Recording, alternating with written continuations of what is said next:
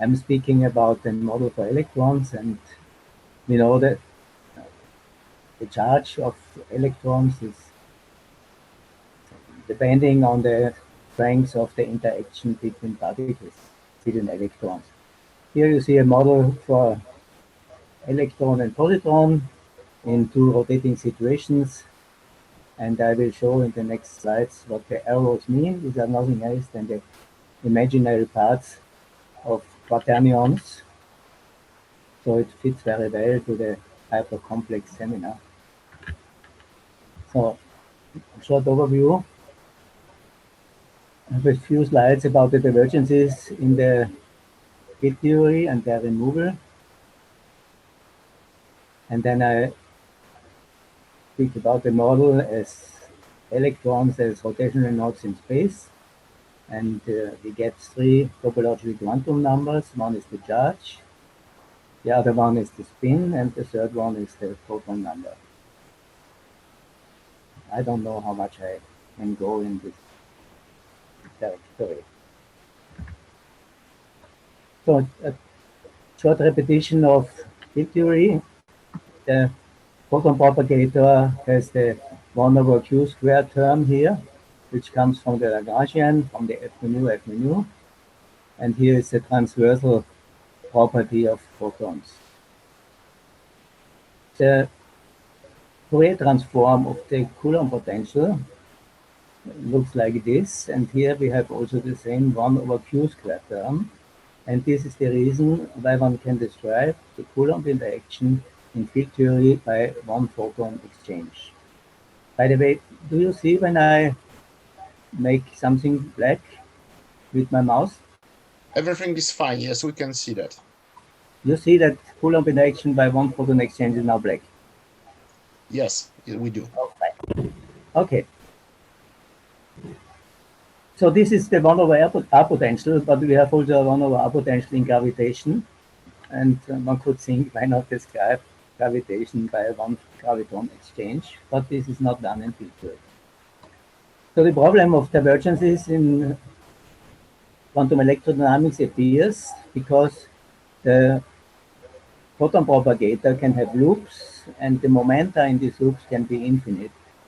And this leads to an infinite self-energy term, to infinite self-energy contributions to the pure photon propagator.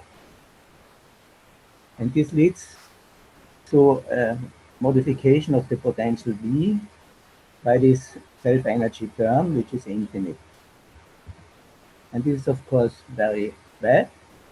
And this problem was solved in 1947 by Kramer, simply by subtracting appropriate adjusted infinities from the photon propagator. And it's nice to read the words of Martin Feldman, one of the Nobel Prize winners for the standard model. We don't know how to deal with these infinities.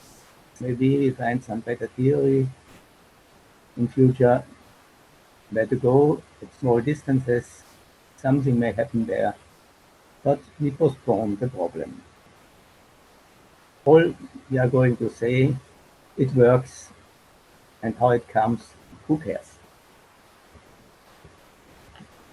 So running coupling in field theory gives the result which is given here. So the fine structure constant, alpha f, the square of the charge divided by h bar 0 and c0, leads to a modification with distance r, some exponential function and some correction term. This is experimentally confirmed. This was, of course, a big success of field theory.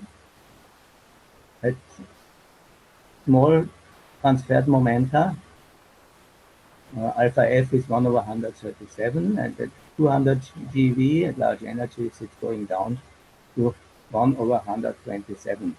This is measured at Planck.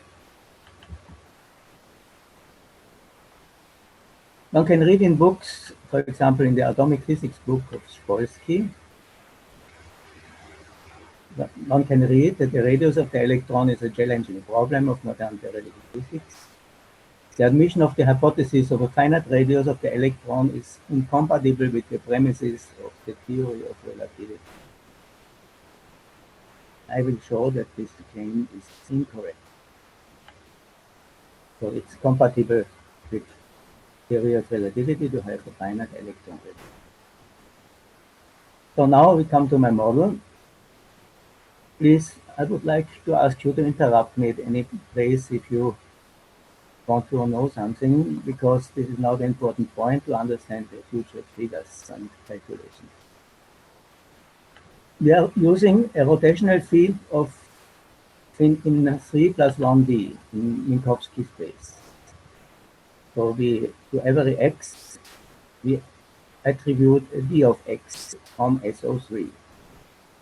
As you know, there is a simpler double covering group of SO3, which is SU2, and SU2 is nothing else than the unit quaternions.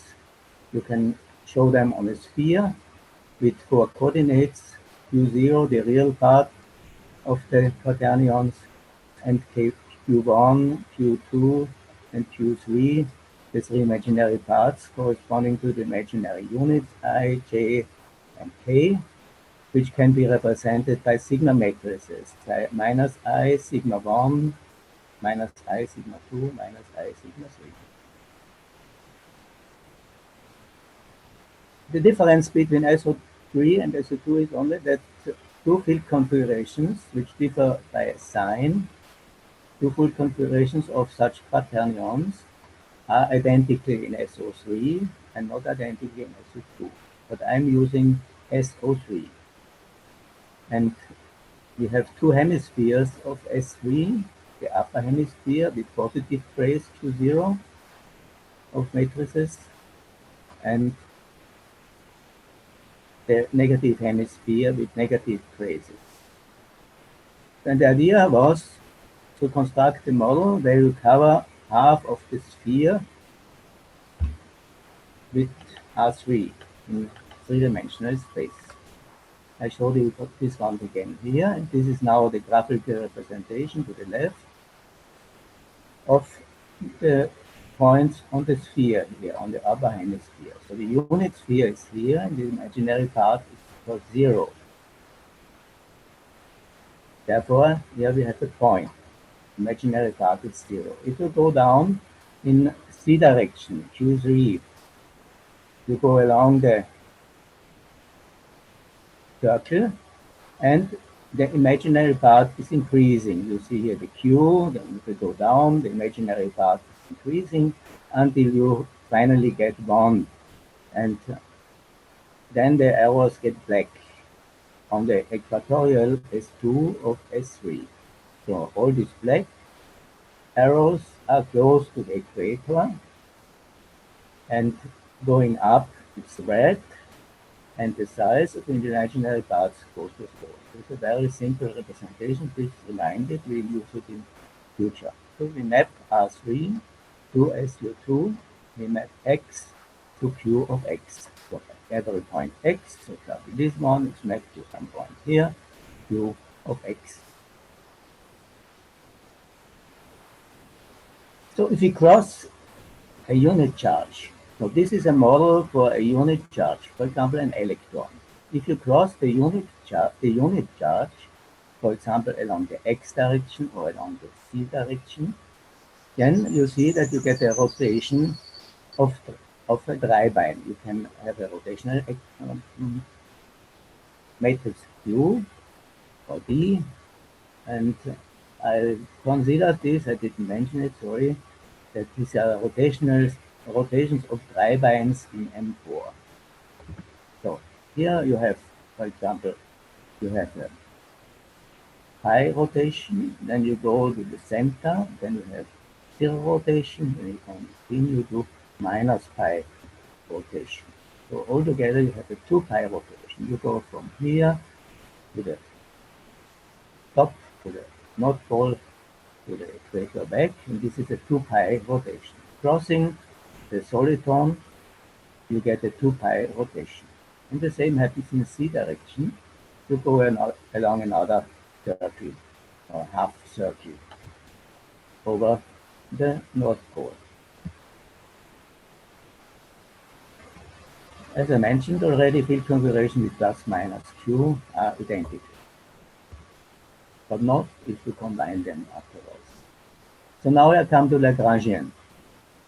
So I have the field, this is the field q, and from this field I derive derivatives.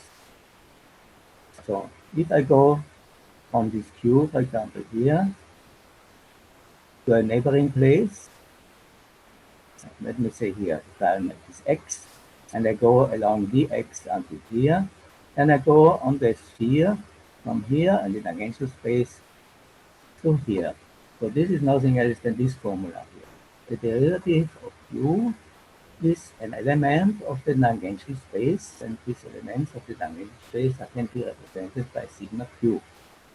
And because we have three basis vectors, sigma, on every point on the sphere, because this is three-dimensional manifold S3, we have three coefficients, three connection coefficients. They correspond to the gauge field or to the photon field.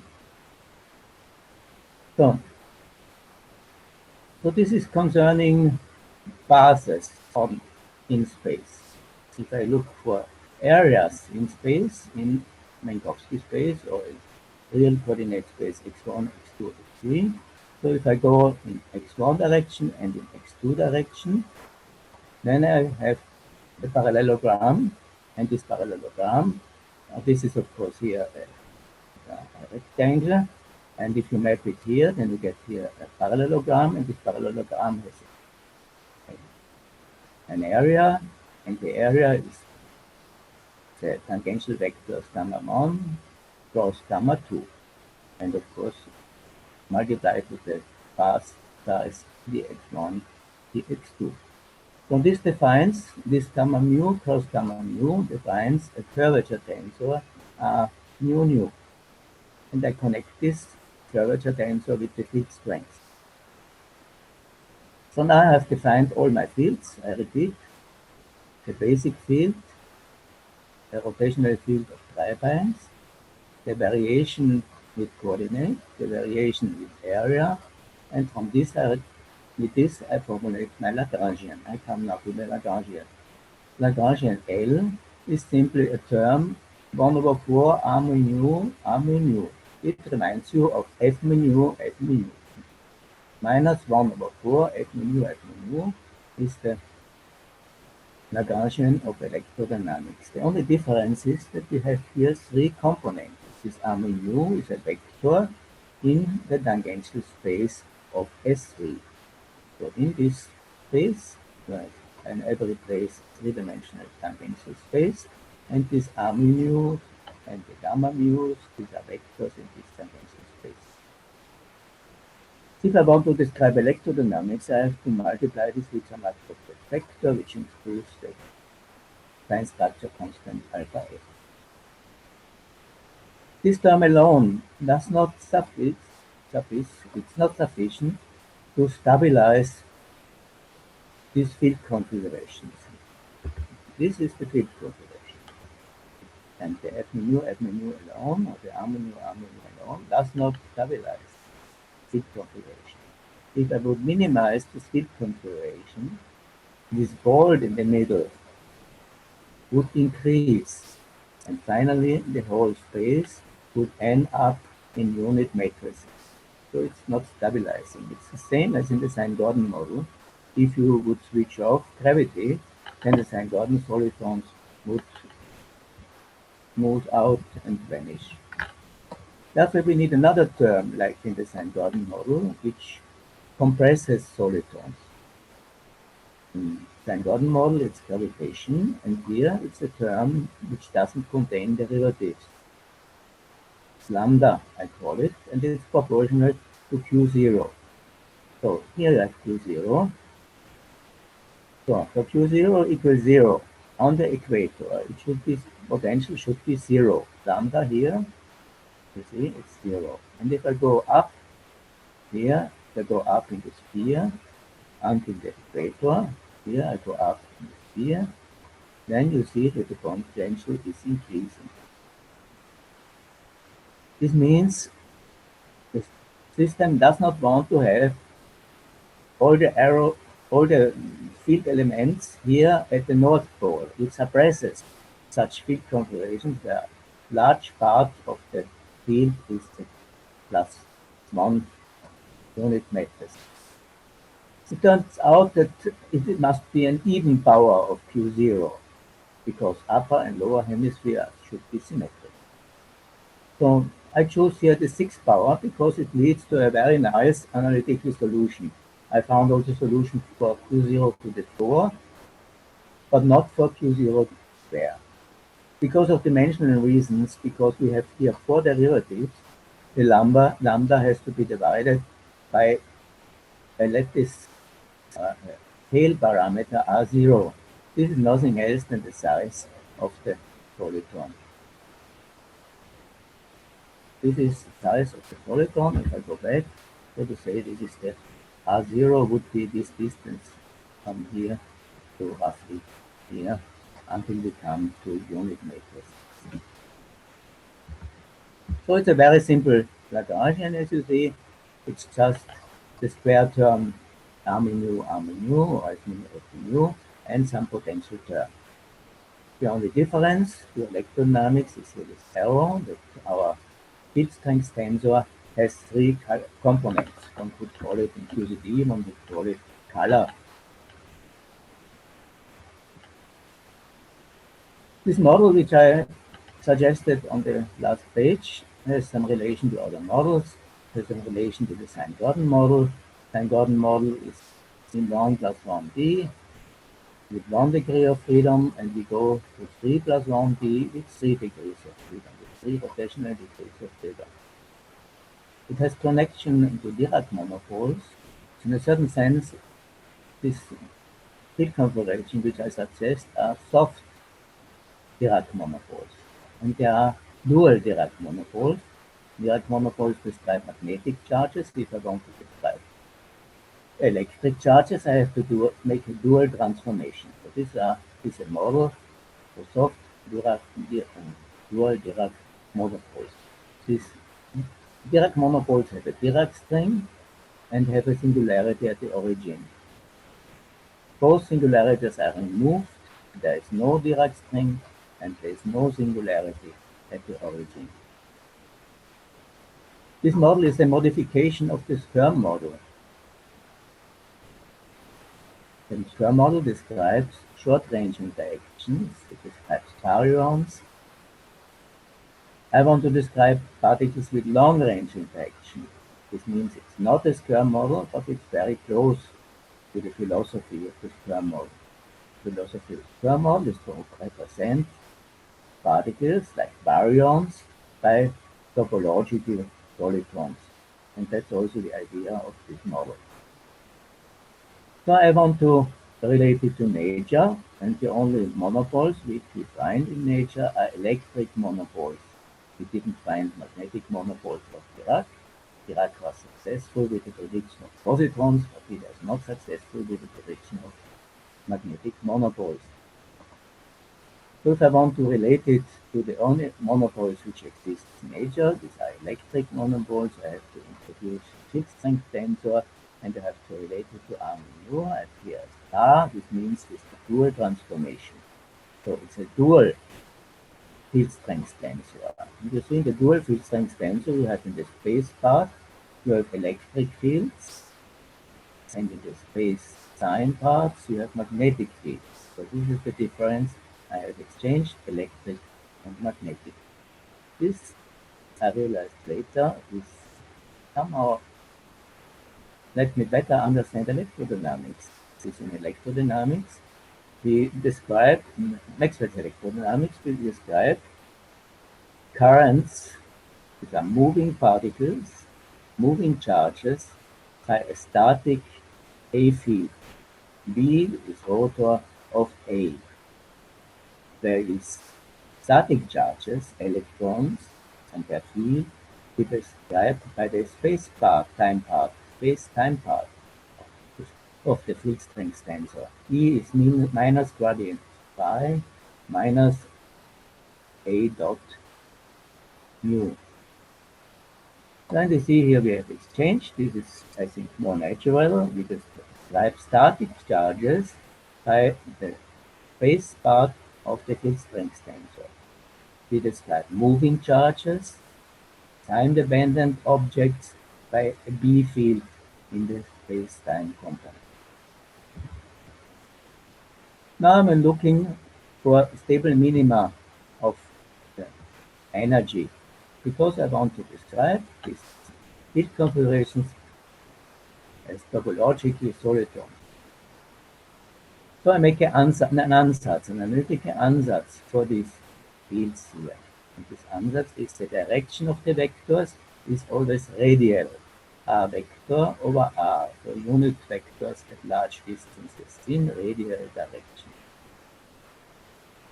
So this n of x, which would be sufficient to describe Dirac monopoles, actually this is the Wu-Yang representation of Dirac monopoles, just unit vectors you can use to describe Dirac monopoles in a non-abelian theory. And if you multiply this n by sine alpha, which is between 0 and 1, we can reduce the length of these n vectors, which would have a singularity in the center. I can reduce in the length and get 0 length and then remove the singularity. So the sine alpha here is in order to remove the singularity of Dirac monopoles. Dirac monopoles would have unit vectors everywhere, black unit vectors everywhere, and we wouldn't know in which direction the vectors at the origin point. So now the only free function is alpha of x, alpha of the radius, because it's very symmetric. The only dependence on x is on the radius r. So I define the radius r by this unit length r0, and I get some natural length scale in radial direction rho. So the only open function is alpha of rho. We know that the quaternions are defined by the unit quaternions are defined by the equation q0 squared plus q squared vector equals 1. This is Pythagoras in 4 dimensions. So, and I define q0 plus I sigma q. This is the q. Actually, I used minus here because quaternions units correspond to minus I sigma. So I didn't modify plus to minus. It's not so important at the moment. A soliton covers half of S3, I explained already before. So this is the north pole of S3, this is the equator of S3 because it's three-dimensional, it's S2. We map the S2 in space to S2 at the equator of S3. Now we have the Lagrangian for a static field configuration and gives you the energy density. I can minimize the total energy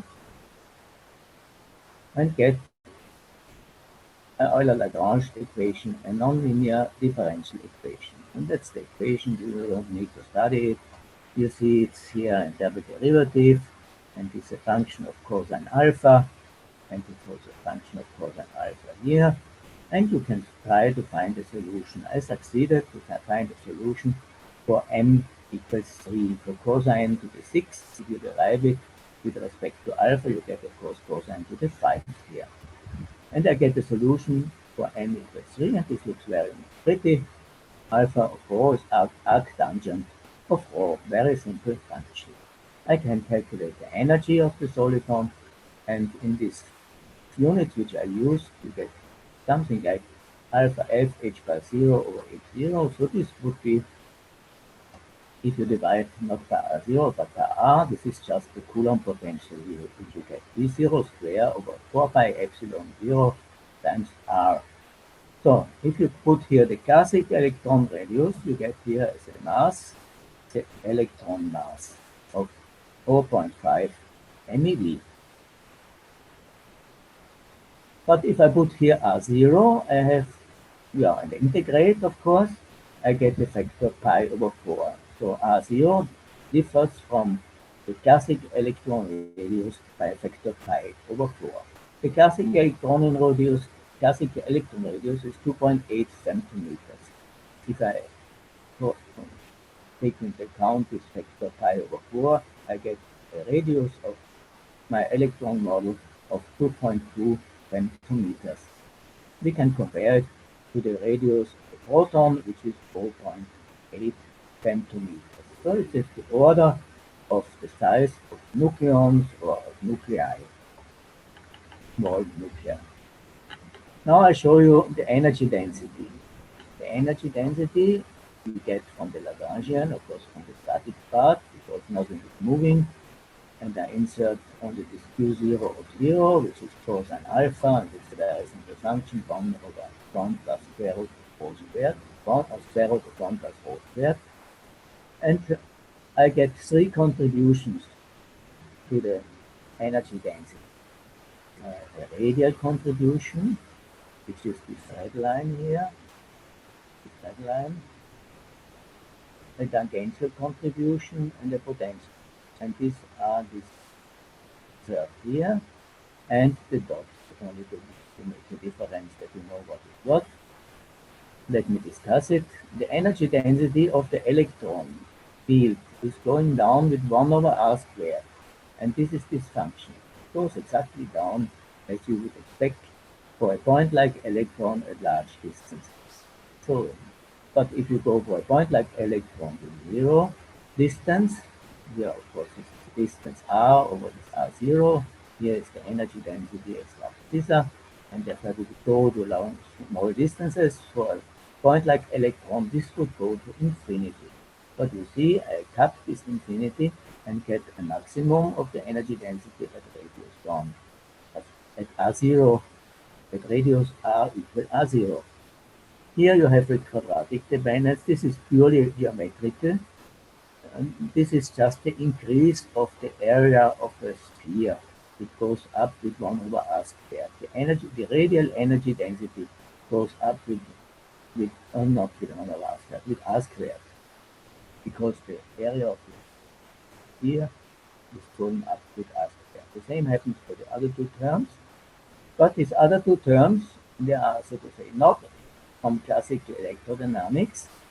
These are contributions which stabilize my electron, and you see they go down faster. They go down with 1 over r to the 4. And they will, of course, contribute to the interaction of solitons, because the two solitons will feel the Coulomb interaction on this electric part, and the two other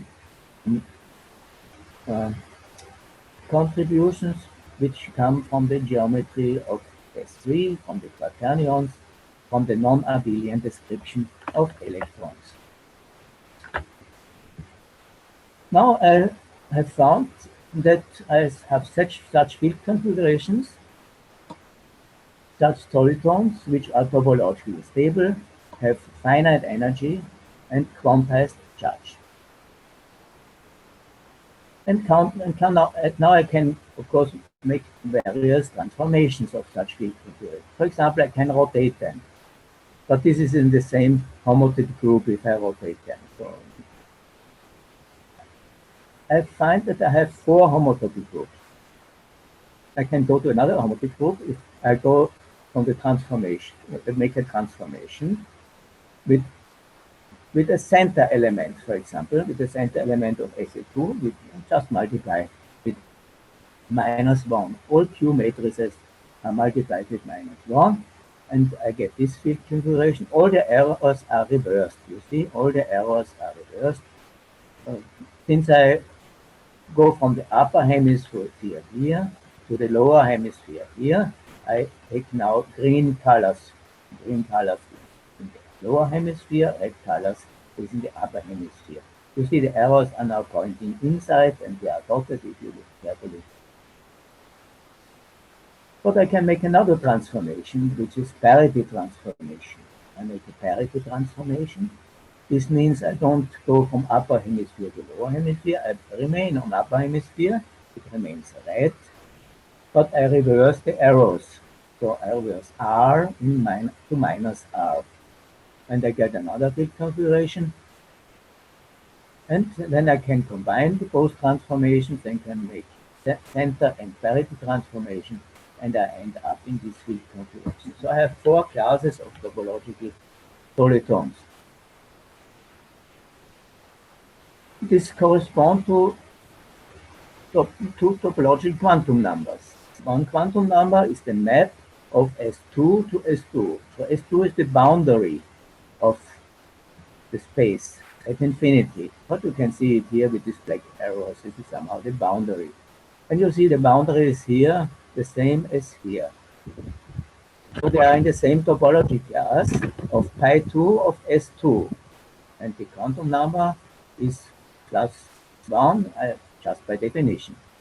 So I attribute this to electrons to with charge quantum number +1 multiplied, of course, finally with minus E0, negative electric charge. So these particles have at infinity have arrows which point inside. So this is another map of S2 to S2 of the sphere at infinity in space to the sphere on the equator of S3. All these vectors point inside and they have charge quantum number -1. And then there's another quantum number, which is the map of the whole field on S3. So this is pi3 of S3. It's the number of coverings of S3. Since these field configurations cover half of S3, I call this new quantum number Q, which is calligraphic Q.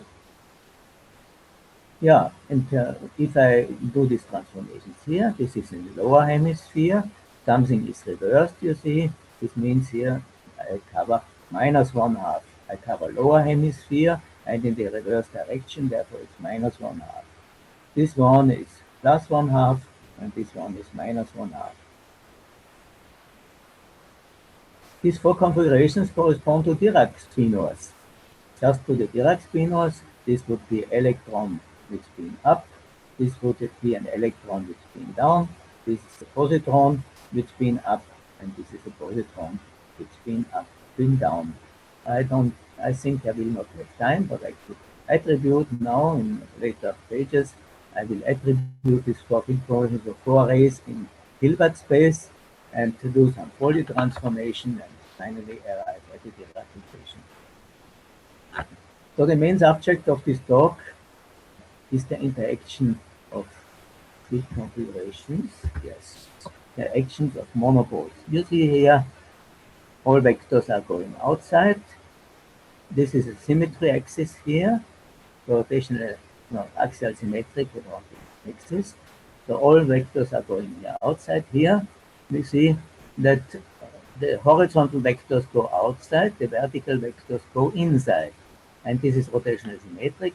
This means that 2 of the vectors go outside and 1 of the vectors goes inside. This corresponds to to the opposite charge of this. So if this is an electron, this is a positron here. The field lines of an electron-positron field system I know from electrodynamics. These are these purple lines here. And if you look along such a purple line, you see that this purple line goes with n vectors pointing to the right. And if you go along, you see this direction of this, along this purple line of this n vectors doesn't change. So these are lines of constant n field. For example, here, this line, the vectors are pointing in 45 directions. And if I come back here, you see they are still pointing in the same direction. So the electric field lines correspond to lines of constant n field. These 2 charges, electron, positron, are both in the red color. This means they are both on the upper hemisphere. They don't cover a full S3 because the covering of +1/2 is removed by the covering of -1/2. So this corresponds to a total topological charge of 0, and this corresponds to spin 0 field configuration of a dipole of a positronium with spin 0. This is para-positronium. This is here upper hemisphere electron, lower hemisphere positron. This covers the full S3. topological charge is 1. This corresponds to spin quantum number 1 to orthopositronium. This field configuration cannot decay because of topological covering of full S3, and this cannot decay just by annihilation. Orthopositronium emits in annihilation 3 photons. We need a third photon to remove the S equal 1 to S equals 0. Then it can decay. The S equals 0 can decay by a 2-photon emission, by emission of energy and momentum of the 2 photons. So now let me look at the electron-positron potential, at the soliton-antisoliton potential, at the energy of a static dipole. Depending on the distance between the two centers, which is measured here in femtometers. Here is the energy. So electron-positron system has roughly an energy. If the electron-positrons are separated, it's just the energy of 2 electrons. So this is 511 keV. This is 1.01 MeV.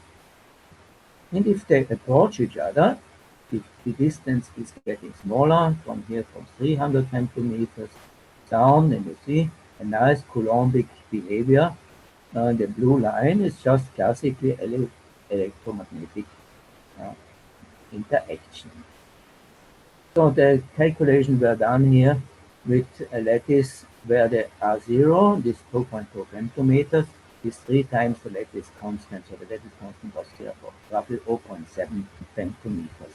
And if you look carefully, the data points, these data points, follow nicely the Coulomb potential. But if you look carefully here, you see that there is some difference. And this was very difficult to resolve with the 3 diploma works in order to get nice values. Here I show the same diagram, but for shorter distances, from 10 to 50 femtometers. And you see this deviation more clearly. And now we have to find a function which defines this deviation. These calculations were done by Fabian Angasser and Dominic Steuerkauf. And now we come to the results which we get. So this is now depending on the distance between 0 femtometers and 100 femtometers. We see here the Coulomb factor, so to say, the fine structure constant, the distance-dependent fine structure constant divided by the real fine structure constant of 137.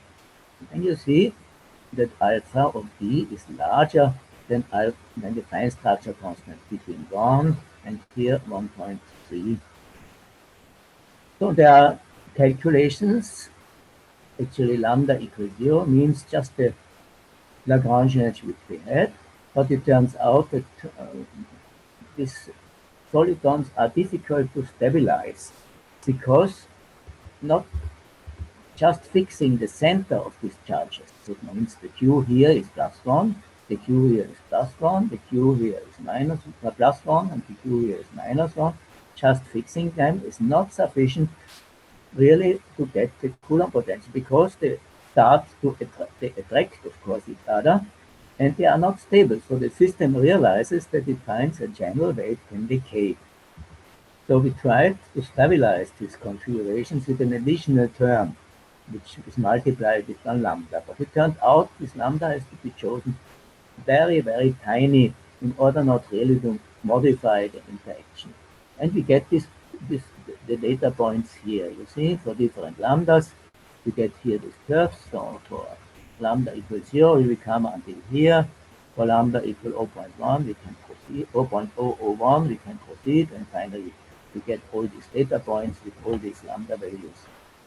And now I can compare with the predictions of field theory. In the predictions of field theory, I've shown you before. This is called the Euling potential, or correction to the Euling potential. And what turns out that this large distance approximation of the Euling potential is this magenta curve. And you see we are in the right ballpark. We don't agree exactly, but we are in the right order of magnitude. So at some femtometers, around 20 femtometers, the Coulomb potential starts to deviate the interaction energy of electron and positron starts to deviate from the Coulomb interaction of point-like charges. The charges feel that they have a size of the order of a few femtometers. So they feel that the interaction is modified by the size of the solitons.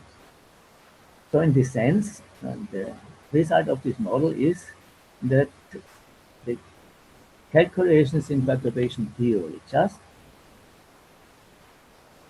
rephrase that the solitons have some finite size.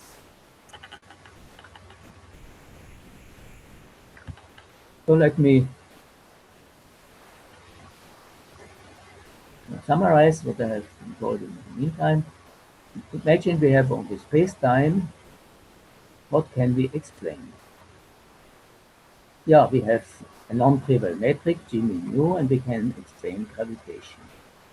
And in this model, we have rotating frames in R3, this matrix C of x, SO3, or Q of x of S2, and we can describe topological excitations.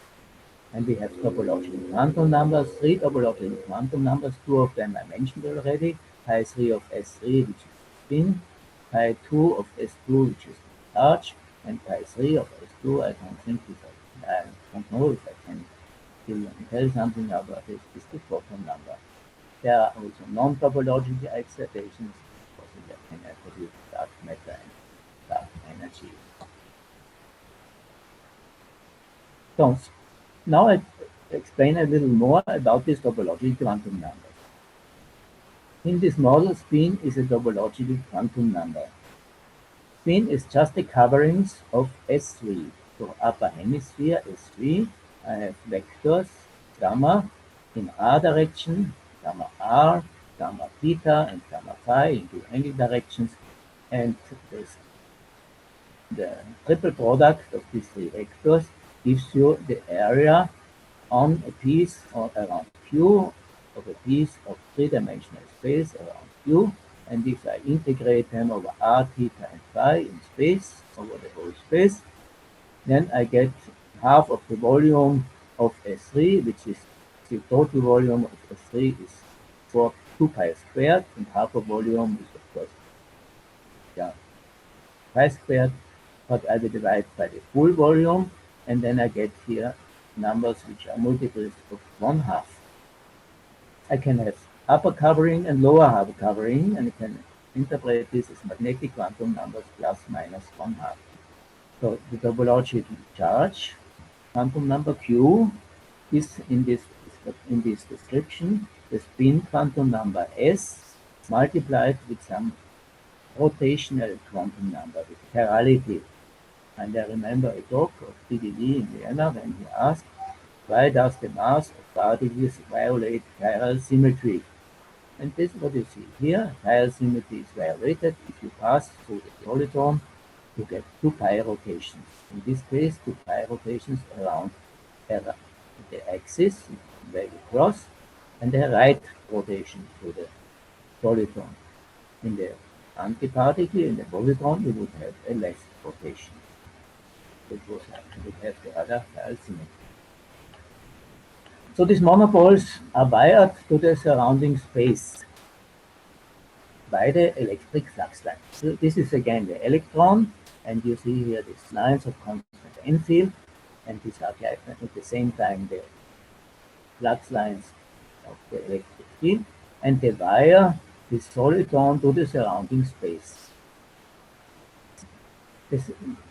With the surrounding space where where you may have other charges. And such configurations which are wired to the surrounding return only after 4 pi rotations to the original space. This is a property of spin-borne half particles. This one can show nicely in a model here. What's the meaning of 4 pi rotations? All objects which are wired with a surrounding feel 4 pi rotations. So I have here a sphere, a large sphere at the boundary, and a small sphere in the internal. And I have here a black point, which is the rotational axis. I can rotate the inner sphere, the Mathematica, around this axis, and I can follow this red point, how it moves. I could show it with Mathematica directly, but it's faster to show it like this way. If I rotate it by pi, you see now the red point is up, then you see that all these wires are completely entangled. If I continue and rotate by 2 pi, they are even more entangled. But if you continue with the rotation again by pi, so now we are at 3 pi, you see the entanglement is a little dissolved.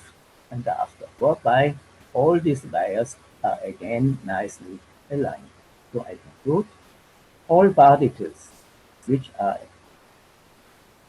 wired to the surrounding feel 4 pi rotations. So this is just what we call spin 1/2 in quantum mechanics or in field theory. But the spin is not only a quantum number where I add spin 1/2 with spin 1/2 and get spin 0 or spin 1. Spin is also a contribution to angular momentum. This is in difference, for example, to isotopic spin. The isotopic spin is only a quantum number. It doesn't contribute to angular momentum. But the spin contributes to angular momentum. Let us now see how the spin contributes to angular momentum. These are the figures which I have shown in the beginning. Now you have here the electron, and you have here a positron, and they may rotate around each other. It's nice to see it with an animation, but I don't have time to show this. You see here another configuration where it's rotated by 45 degrees, 45 degrees, and of course you can continue to rotate it. But you see is that the field at infinity is fixed somehow, not completely, but because I cannot show infinity. So the field at infinity is all arrows which are pointing in z direction. We have a vacuum which is degenerate. The vacuum is a twofold degenerate vacuum. It's the equator of S2. But this degenerate vacuum is removed. It's a broken symmetry. All the arrows at infinity are pointed in this simulation to plus z direction. So they're pointing up. So if you go far away, all vectors would point up. And you see also here they have to point up. And this is the reason if the solitons inside start to rotate, they have to rotate inside in order to allow all the vectors at infinity to point in z direction. You see, you get an internal direction. The circle is only to show you where the soliton is. It's not nothing else. It is a sphere of radius r0, the size of the soliton. And you see inside it's rotating. You see here the vectors are different than here. This means if the solitons get an angular momentum and rotate around each other, they get in addition an internal rotation. This is nothing else than the spin contribution to angular momentum. So how much time do I have? I think I have finished. I would have many. Well, please take your time. Let's say 10 more minutes. Please move 10 on. more minutes. Okay, so I can talk a little how to get Coulomb and Lorentz forces for these particles.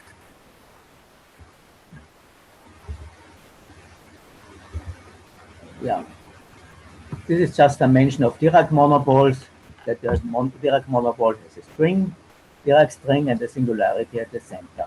You can remove this by going to the Wu-Yang description. I told it already, using an N field like this, and then you get the A field and non-commutative field, gauge field A mu, which looks like this, and this leads to this description of these Wu-Yang monopoles, which have only a singularity at the center, no Dirac string anymore. And what I did is nothing else than to this vortex to remove this vortex here and to make a ball in the middle. So, and then I have here the field strength. Yeah, that's important. Now, if I go back from this ball to the Dirac monopole, then the field reduces. The Q field reduces to the imaginary part M. And the gamma mu, this vector field, reduces to a simple cross product between the derivatives of n and the n itself. So it's a tangential vector. D mu n is a radial vector to S2, and n is, no, sorry, this is a tangential vector, this is a radial vector, and the cross product is again a tangential vector. D mu n cross d mu n, this is the product of two tangential vectors on S2. N is a S2. And this vector, of course, is pointing in the radial direction. So if I multiply with this radial direction, I get a scalar. So I get r mu in n, and this is nothing else than the field strength tensor, the dual field strength tensor. So I return to Lagrangian of electrodynamics, which is 1 over 4 mu, minus 1 over 4 mu, f mu, f mu. And the electric charge is nothing else than the integral over two coordinates u and v, for example, theta and phi, over this function. And of course, this n field has now singularities. This has singularities, and there are world lines of singularities. And I can follow these world lines of singularities. So I return to electrodynamics when I go from my finite solitons to point-like solitons. And I have here the world lines, which are defined by the divergence of this field strength tensor, and this defines you the singularities, the paths of the singularities, and this defines you a current, a point-like current along a world line of these monopoles. So, and this current, J mu times the charge unit Q, gives you the divergence of the field strength tensor. This is nothing else than the inhomogeneous Maxwell equations. Now, what about homogeneous Maxwell equations? This is a little more complicated. Then it turns out, if you make a dual transformation of the Dirac model of Dirac monopoles, then you have, this is the dual transformation of Dirac monopoles, then you get, of course, from the Dirac monopoles, you get electric monopoles. But the electric current still exists. And if you do a dual transformation, then this electric current gets magnetic currents. They get conserved magnetic currents. So this model has magnetic currents. What's interesting, of course, they disturb in the first talk the comparison to Maxwell electrodynamics, but it turns out that this may not be so important, because if you minimize the energy, of course, the contributions of electric and magnetic fields to these currents are reduced. So the system in a classical description tries to minimize these currents. And it turns out that these currents have no consequence on the Coulomb and Lorentz forces. So the magnetic currents don't contribute to Coulomb and Lorentz forces.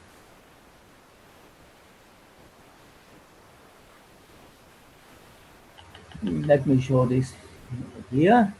So I can go to the canonical energy momentum tensor. It's interesting that this canonical energy momentum tensor is symmetric from the beginning. You may know from electrodynamics that you have to go from the canonical energy momentum tensor to the symmetric energy momentum tensor in order to have a consistent theory. This model has from the beginning a symmetric energy momentum tensor. From the energy momentum tensor, I can form the derivative, the gradient, and this is nothing else than the force density. The force density of the whole system, charges and fields, is of course zero, because the system is in equilibrium. But if I separate the energy momentum tensor, the total energy momentum tensor, in the energy momentum tensor, so I was a little wrong. Theta mu is the full energy momentum tensor. P mu is only the energy momentum tensor of this point-like currents. of these world lines of point-like monopoles. And if I separate now the energy momentum theta in the part of the monopoles and the part of the field, so the T mu T, T mu nu, and the rest, the F mu nu of the charges, I know how the field acts on charges. And this is the result. The force density on charges is simply Coulomb law rho times E and J cross V. And the F0 is nothing else than the power density. So this is the derivation of this form. It's a little long, I cannot speak about it.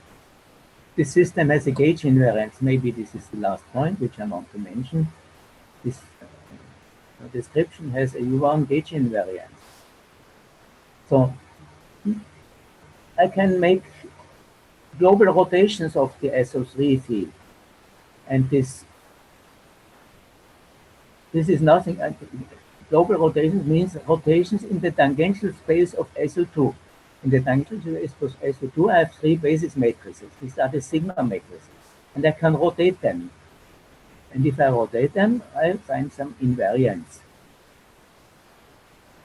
And if I go to the R0 equals 0 limit, we point like electrons to this field where I have only the SO2 field, sorry, the S2 field, the N field only, then I rotate this in the base space of this N vectors. This is the sigmas, the minus I sigmas. I rotate them. And if I rotate around N itself, of course, nothing is changed. So there is a rotational invariance on S2 around N. This is the U1 invariance. So this is a basis rotation in the tangential space of S2 around N.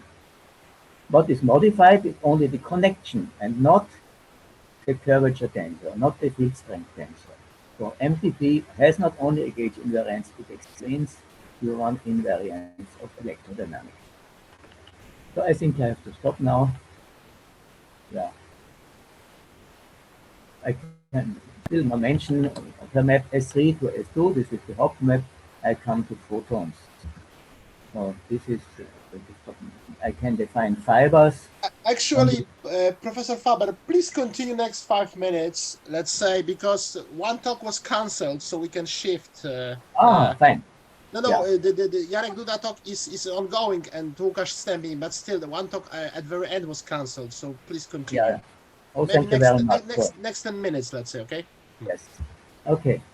So I've already mentioned the one gauge invariance. This is the transformations which you get for the gauge field gamma. This is the usual transformation which we know from QCD and from non-abelian theories. So now I come from the map of S3 to S2. So let us think that we have no charges, that we have only the N field. So we have no solitons. So we are, let me go back to this figure. So to say, we are in this region here where we have no charges here, no singularities. We are only in the region of N vectors. And of course, they can wobble in space and time.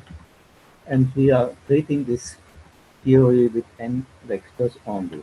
So this means we map S3 to S2. We have to reduce the Q field to the N field. The N field is, of course, normalized. It's an S2 field. We can now follow lines of constant N field. These are circles on S. This is the original Hopf map. This was circles on S3 were mapped to point on S2. And of course, you get in this mapping, you get circuits on S3. And this is a picture from the internet where we have stereographic projection from S3 to R3. And these are the lines which go around the torus. And they have a topological quantum number. They are entangled with each other. They have a Gauss linking number. So the Gauss linking number is defined like this. And so what may happen is that these fibers of the N field, which you get as pi 3 of S2, that these fibers are linked. And this linking number I came is the photon number, because the n field has